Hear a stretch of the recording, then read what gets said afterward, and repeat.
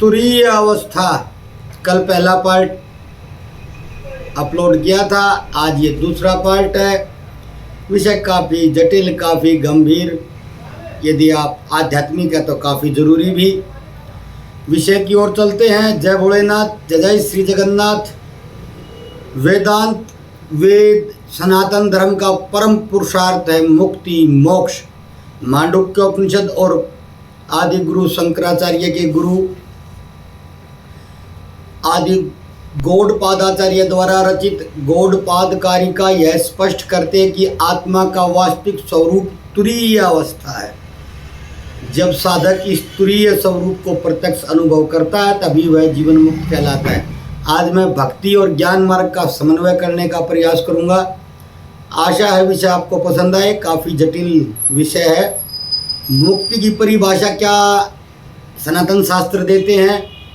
श्वेताश्वतर उपनिषद 6:15, केवल उसे जानकर ही मृत्यु से पार हुआ जाता है। बृहदारण्यकोपनिषद 4:4-6, आत्मा जब शरीर से परे अपने स्वरूप को जान लेता है वही मुक्ति कहलाता है। जागृत अवस्था में विषय और अहंकार का बंधन होता है। स्वप्न अवस्था में वासनाओं का बंधन होता है। सुषुप्त अवस्था में अज्ञान का बंधन होता है। तीनों अवस्थाओं में बंधन होता है। जागृत में विषय और अहंकार का बंधन, जागृत मैंने कल बताया था जैसे हम अब हैं। स्वप्न में वासनाओं का बंधन होता है। सुषुप्त अवस्था में भी अज्ञान का बंधन होता है। तुरीय अवस्था इन तीनों से परे, जहाँ आत्मा स्वतः है, शुद्ध और मुक्त है, कोई बंधन शेष नहीं है, वही मुक्ति है। अतः मोक्ष का कोई नई उपलब्धि नहीं, बल्कि आत्मा का स्वरूप है जिसका ज्ञान हो जाता है, जिसका भान हो जाता है। जीवन मुक्ति का लक्षण आदि गुरु शंकराचार्य जी ने कहा है, जीवन मुक्तानंद लक्षणम जीवनेव ब्रह्मभूत है भवति। जीवित रहते ही वह ब्रह्म स्वरूप हो जाता है। जीवित रहते ही ब्रह्म स्वरूप हो जाता है। श्रीमद् भगवद गीता में भगवान श्री कृष्ण ने भी ऐसा ही कुछ कहा, ब्रह्मभूत प्रसन्नात्मा न सोचती न कांक्षती। जीवन मुक्ति का अर्थ है देह में रहते हुए भी अहंकार से परे रहना, सबको अपने ही स्वरूप में देखना, दुख और सुख दोनों से अतीत हो जाना। आदि गुरु गौड़पादाचार्य का दृष्टिकोण है, आत्मा कभी जन्म ही नहीं लेती तो मृत्यु कैसे होगी? आत्मा जन्म नहीं लेती। यहाँ पर भ्रम की स्थिति न बने, कोई सुने तो शरीर जन्म लेता है। आत्मा कभी जन्म ही नहीं लेती तो आत्मा का पुनर्जन्म नहीं होता, पिंड का पुनर्जन्म होता है। आत्मा पिंड बदलती रहती है, आत्मा जन्म कहाँ से लेगी? वो तो जीव, ब्रह्म और माया तीनों सनातन शाश्वत सत्य है। जीव, ब्रह्म और माया। जीव भी सदा से है, ब्रह्म भी और माया भी। इस सनातन धर्म का सामान्य सिद्धांत है। जीवन मुक्ति तभी है जब तुरीय का अनुभव शरीर में रहते होता है। ये आदि गुरु शंकर और आदि गुरु शंकर के भी गुरु के वचन है जो मैं आपको बता रहा हूँ। जीवन मुक्ति तब है जब तुरीय का अनुभव शरीर में रहते होता है। विधेय मुक्ति, विधेय की स्थिति तब है जब शरीर का त्याग हो जाता है और आत्मा नित्य ब्रह्म में लीन हो जाती है। दोनों का आधार तुरीय ही है। साधक के लिए तुरीय का अभ्यास ध्यान, श्रवण, मनन और निधि ध्यासन से होता है। तुरीय में स्थिरता आने पर मोह और भय स्वतः समाप्त हो जाते हैं। यही नित्य मुक्त आत्मा की अनुभूति है। तुरीय आत्मा का नित्य स्वरूप है। तुरीय का प्रत्यक्ष अनुभव ही मुक्ति है। जीवन मुक्त वही है जो इस सत्य को जानकर संसार में रहते हुए भी उससे परे रहता है। मांडुक्य उपनिषद के अनुसार स आत्मा स विज्ञेय है, वही आत्मा है, वही जानने योग्य है। चार अवस्थाएं जो मैंने कल के वीडियो में बताई थी, जागृत, स्वप्न, सुषुप्त और तुरीय। यहाँ एक बात समझिए, जागृत का अर्थ है वही प्रज्ञ, स्वप्न का अर्थ है अंतः प्रज्ञ, सुषुप्ति का अर्थ है प्राज्ञ यानी कि एकीभूत कारण शरीरावस्थी, और तुरीय का अर्थ है शांतम शिवम अद्वैतम। यहाँ प्राज्ञ और प्रज्ञा शब्द भिन्न है। प्राज्ञ सुषुप्ति का ज्ञाता है, जबकि प्रज्ञा आत्मा का नित्य स्वरूप है जो केवल तुरीय में प्रत्यक्ष होता है, जिसके लिए अष्टावक्र ने स्थित प्रज्ञ शब्द का प्रयोग किया है। अष्टावक्र गीता भी अद्वैत का एक बहुत उत्तम ग्रंथ है, मैंने कई बार उस पर बोला है, पिछले चैनलों पर तो बहुत बोला था। मांडुक्य उपनिषद में तुरीय को नान्तः प्रज्ञ न बहि प्रज्ञम न उभयतः प्रज्ञम कहा गया है। इसका अर्थ है कि वह किसी विशेष विषय ज्ञान तक सीमित नहीं है। तुरीय शुद्ध प्रज्ञा है, चेतनता का मूल स्वरूप जो सभी अनुभवों का आधार है। आदि गुरु शंकर लिखते हैं, वह आत्मा ही सब प्रज्ञा प्रत्ययों का आधार है, अर्थात जागृत स्वप्न और सुषुप्ति तीनों अवस्थाओं का ज्ञान उसी प्रज्ञा से प्रकाशित होता है। जब तक आप जागे नहीं तब तक आपको पता नहीं लगेगा आप स्वप्न में हैं कि सुषुप्त में हैं कि कैसे हैं। जागने पर तीनों अवस्थाओं का ज्ञान भी जागने पर ही होता है। जागृत में चैतन्य इंद्रियों द्वारा विषयों को प्रकाशित करता है, स्वप्न में चैतन्य मन की वृत्तियों को प्रकाशित करता है, सुषुप्ति में चैतन्य कारण स्वरूप अज्ञान को प्रकाशित करता है, तुरीय में चैतन्य स्वयं को ही प्रकाशित करता है। यही है निर्विषय प्रज्ञा। उपनिषद का प्रमाण लीजिए, बृहदारण्य को उपनिषद 4:3-23 प्रज्ञाने ब्रह्म, प्रज्ञा ही ब्रह्म है। ऐतरेयोपनिषद 3:3 प्रज्ञानम ब्रह्म, प्रज्ञान ही ब्रह्म है। ये महावाक्य बताते हैं कि ब्रह्म का वास्तविक स्वरूप प्रज्ञा और यही तुरीय है। आदि गुरु गौड़पादाचार्य का मत है प्रज्ञान घन एवायम आत्मा, कारिका 3:40 आत्मा प्रज्ञान का घन स्वरूप है। या प्रज्ञान का अर्थ ऐसा चैतन्य जो किसी विषय को अवयव से रहित और अखंड है।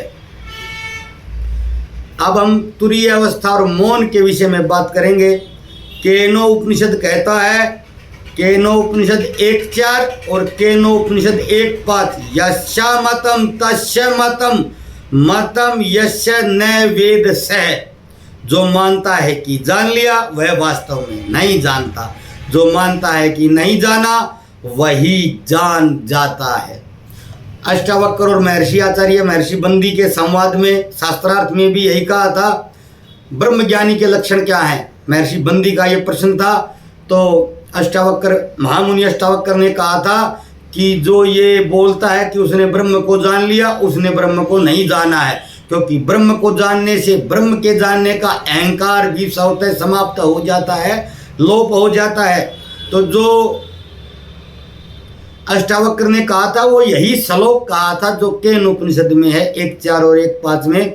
ये यही श्लोक अष्टावक्र ने शास्त्रार्थ में व्याख्यात किया था, यस्या मतम तस्य मतम मतम यस्य न वेद सह। जो मानता है जान लिया वह वास्तव में नहीं जानता, जो मानता है नहीं जान पाया वही जानता है। जहाँ शब्दों और महावाक्यों के द्वारा ब्रह्म का निरूपण किया गया उपनिषदों में, वहाँ यह भी स्वीकार किया गया है कि शब्द तुरीय को पूर्णतः व्यक्त नहीं कर सकते, इसलिए मौन ही उसका वास्तविक संकेत माना गया है।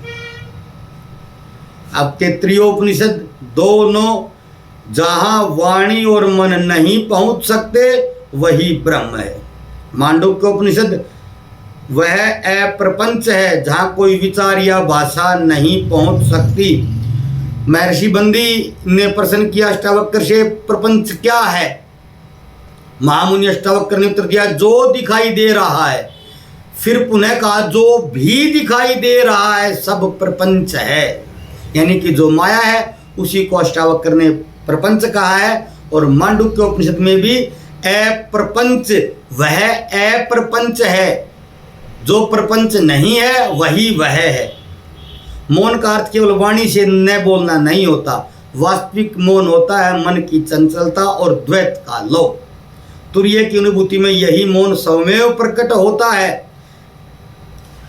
शंकराचार्य ब्रह्मसूत्र भाष्य में कहते हैं, महावाक्यों का वास्तविक अर्थ मौन से ही समझा जा सकता है, अर्थात शब्द केवल संकेत है, वास्तविक समझ मौन समाधि मौन ध्यान से आती है। आदि गुरु गौड़पादाचार्य कहते हैं, तुरीय निशब्द है, उसका कोई आरंभ नहीं है। निशब्दम अनारंभम तुरीयम ब्रह्म लक्षणम 3:39। जब साधक तुरीय की ओर अग्रसर होता है तो स्वाभाविक रूप से मौन की में स्थित हो जाता है। यह मौन शब्दहीन ध्यान है जहाँ केवल चैतन्य शेष रहता है, यही मौन ब्रह्म का प्रत्यक्ष प्रमाण है। अब मैं मूल विषय की ओर आ रहा हूँ। तुरीय अवस्था और भक्ति का क्या संबंध है, द्वैत और अद्वैत का क्या संबंध है। वेदांत वेद प्राय तुरीय को ज्ञान के संदर्भ में प्रस्तुत करते हैं, परंतु वेद में ही, उपनिषदों में ही और आचार्य भी यह दिखाते हैं, यह बताते हैं कि भक्ति का चरम फल भी तुरीय ही है। भक्ति का चरम फल भी तुरीय ही है, ज्ञान का चरम फल भी तुरीय ही है। भक्ति और ज्ञान दोनों का लक्ष्य एक ही है। आत्मा का तुरीय स्वरूप ही उसका लक्ष्य है। शास्त्रीय प्रमाण लेते हैं पहले, उसके बाद मैं मेरा निजी अनुभव बताऊंगा। श्वेतकेतु उपनिषद 6:23 यस्य देवे परा भक्ति यथा देवे तथा गुरो तस्येते कथिता हरार्था प्रकाशन्ते महात्मनः। जिसके हृदय में ईश्वर और गुरु के प्रति परम भक्ति है, उसी के लिए उपनिषदों का ज्ञान प्रकाशित होता है। जो भक्त नहीं होता है वो ज्ञान तक नहीं पहुंच पाता है। आदि गुरु शंकर ने अद्वैत का ऐसा सिद्धांत, ऐसा व्याख्यान जो हमारे सामने प्रस्तुत किया है, जिसका खंडन वास्तव में आज तक कोई नहीं कर पाया है। अहम ब्रह्मास्मि और कितने ही उनके ऐसे प्रमाण हैं जिसका खंडन संभव नहीं है। लेकिन आदि गुरु शंकराचार्य ने स्वयं चरपट पंजरिका स्तोत्र में, जो अद्वैत का एक बेहद श्रेष्ठ स्तोत्र है, एक ही स्तोत्र में तत्व ज्ञान पूरा भरा पड़ा है, उन्होंने ऐसे ऐसे श्लोक दिए हैं उसमें। चरपट पंजरिका स्तोत्र में शुष्के नीरे कह का सार है, ज्ञाते तत्वे कह संसार है। उसी के अंत में स्वयं गुरु, जगत गुरु भगवान शंकराचार्य ने कहा है, भज गोविंदम गोविंदम भज मूढ़ मते। वो ही कह गए कि तत्व ज्ञान के बिना मुक्ति नहीं है और तत्व ज्ञान प्राप्त करने के लिए मूर्ख बुद्धि तू गोविंद को भज। ये आदि गुरु शंकर ने कहा था, स्वयं कहा था भज गोविंद मूढ़ मते। अपनी माता को भी उन्होंने यही कहा था, भज गोविंद मूढ़ मते। भगवत गीता भी यही कहती है, भक्ति से ही मुझे तत्व रूप में जाना जा सकता है। सिर्फ भक्ति से ही तत्व रूप से जाना जा सकता है। भगवत गीता 18:55 इन प्रमाणों से स्पष्ट है कि तुरीय का प्रत्यक्ष अनुभव केवल ज्ञान से नहीं बल्कि भक्ति से भी संभव है। ज्ञान से भी संभव है, भक्ति से भी संभव है। ज्ञान मार्ग, ज्ञान योग, भक्ति योग, दोनों योग है। श्री भगवान ने भगवत गीता में ज्ञान योग का विस्तृत वर्णन किया है, भक्ति योग का भी विस्तृत वर्णन किया है, और अंतिम उन्होंने भक्ति का ही वर्णन किया है। सर्वधर्मान् परित्यज्य माम एकम शरणं व्रज अहम त्वां सर्वपापेभ्यो मोक्षयिष्यामि मा शुचः। तस्मात् सर्वेषु कालेषु मां मनुस्मर्युध्य च मन्मना भव मत् भक्तो मद्दाजी मां नमस्कुरु। ये सभी भगवान श्री भगवान के ही वचन है, मैंने अपने पास से कुछ नहीं कहा है, उन्हीं के श्लोक है जो मैंने आपको बताया है। भक्ति और तुरीय का समन्वय, भक्ति में साधक स्वयं को ईश्वर के समक्ष समर्पित करता है, यह उसके अहंकार का विसर्जन है। तुरीय में भी अहंकार का पूर्ण लोप है, केवल शुद्ध चैतन्य शेष रहता है। इस प्रकार भक्ति और ज्ञान का लक्ष्य समान है। आदि गुरु शंकराचार्य विवेक चूड़ामणि 31 में कहते हैं, भक्ति का अर्थ है ईश्वर के प्रति परम प्रेम।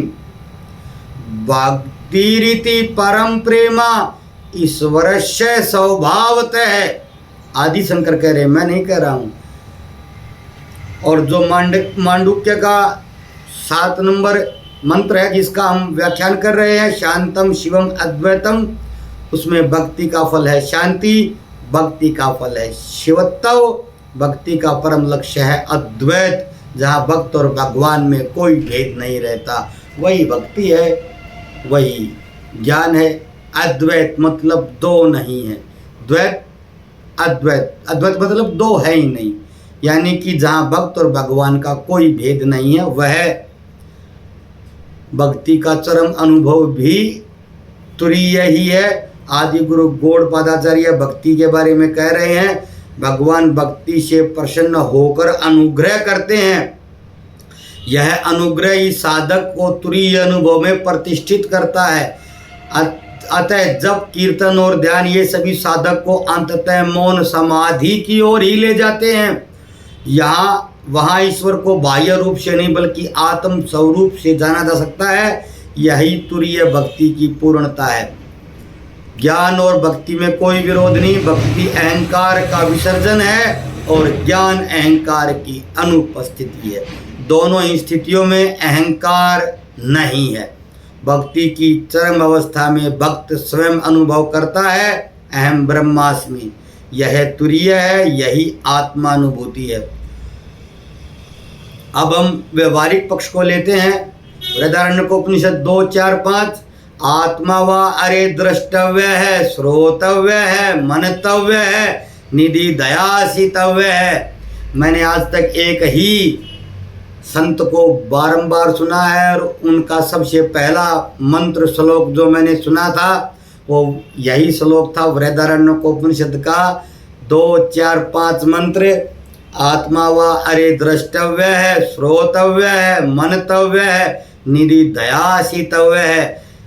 श्रवण मनन और चिंतन के द्वारा मांडुक्य उपनिषद कहता है शांतम शिवमद्वैतम चतुर्थम मनन्ते स आत्मा स विज्ञेय है। वही जानने योग्य है। वही साधना के मुख्य सोपान क्या होते हैं? श्रवण, गुरु या शास्त्र से महावाक्य सुनना, गुरु के द्वारा सुनना या अध्ययन करना, जैसे तत्वमसि अहम ब्रह्मास्मि प्रज्ञानम ब्रह्म, यह तुरीय के प्रथम बोध का द्वार है। उसके बाद आता मनन, श्रवण से प्राप्त ज्ञान पर गहन चिंतन, गहन विचार, गहन मंथन, तर्क और शास्त्र के आधार पर संशयों का निवारण। यहाँ साधक समझता है कि तुरीय कोई दूर की वस्तु नहीं बल्कि स्वयं का स्वभाव है। निधि ध्यासन, जो बृहदारण्यकोपनिषद में कहा निधि दयासितव्य, निरंतर ध्यान, निरंतर चिंतन और निरंतर समाधि का अभ्यास। मन को बार बार महावाक्य में स्थिर करना। धीरे धीरे विचार का प्रवाह रुकता है और मौन तुरीय की झलक मिलने लगती है। महर्षि पतंजलि ने जो कहा योग चित्त वृत्ति निरोध है। चित्त की वृत्तियां जब शांत होती है तब साधक स्वयमेव तुरीय का अनुभव करता है। मन, जाप, प्राणायाम, उपवास, व्रत, ज्ञान सभी का निष्कर्ष एक ही है। निरोध 3 प्रकार का है पर तुरीय के लिए कोई बाह्य साधन नहीं है। तुरीय की प्राप्ति के लिए श्रवण, मनन, निधि, दयासन ही प्रमुख साधन है। योग, ध्यान, जप, तप आदि सहायक मार्ग हैं।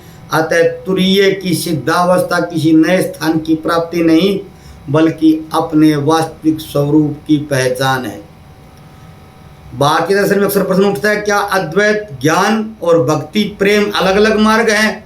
शास्त्रों आचार्यों का गहन अध्ययन यह स्पष्ट करता है कि दोनों का परम लक्ष्य एक ही है। भगवद गीता 18:55 भक्ति से ही भगवान को तत्व रूप से जाना जा सकता है। छांदोग्योपनिषद 7:23 यावे भूमा तत्सुखम नाल्पे सुखम अस्ति। अनंत ही सुख है, सीमित में सुख नहीं है। यह अद्वैत का प्रतिपादन है पर यही भक्ति में अनंत प्रेम का भाव है। इन्हीं सूत्रों, इन्हीं मंत्रों, इन्हीं श्लोकों का अद्वैत और द्वैत दोनों के आचार्य प्रयोग करते हैं क्योंकि दोनों का निष्कर्ष एक ही है। नारद भक्ति सूत्र 27 भक्ति कर्म ज्ञान और योग से भी श्रेष्ठ है। महर्षि नारद कह रहे देवर्षि मैं नहीं कह रहा, यहाँ भक्ति को तुरीय आनंद का सीधा मार्ग माना गया है। अद्वैत कहता है अहम ब्रह्मास्मि, मैं ही ब्रह्म हूँ। भक्ति कहती है सो अहम, मैं ही भगवान हूँ। प्रेम में लीन होने के बाद दोनों में अहंकार का लोप सामान्य तत्व है। जब अहंकार मिटता है तो अद्वैत में आत्मानुभूति और भक्ति में ईश्वरानुभूति दोनों एक ही तुरीय अनुभव में मिल जाते हैं।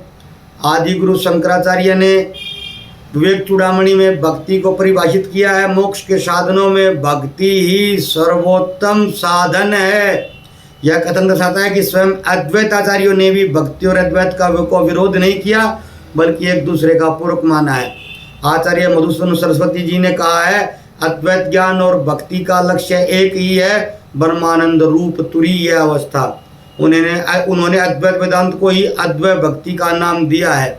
साधक यदि भक्ति भक्त है तो ईश्वर प्रेम में लीन होकर अहंकार का विलय करता है। साधक यदि ज्ञान मार्गी है तो तर्क विचार और ध्यान से अहंकार का विलय करता है।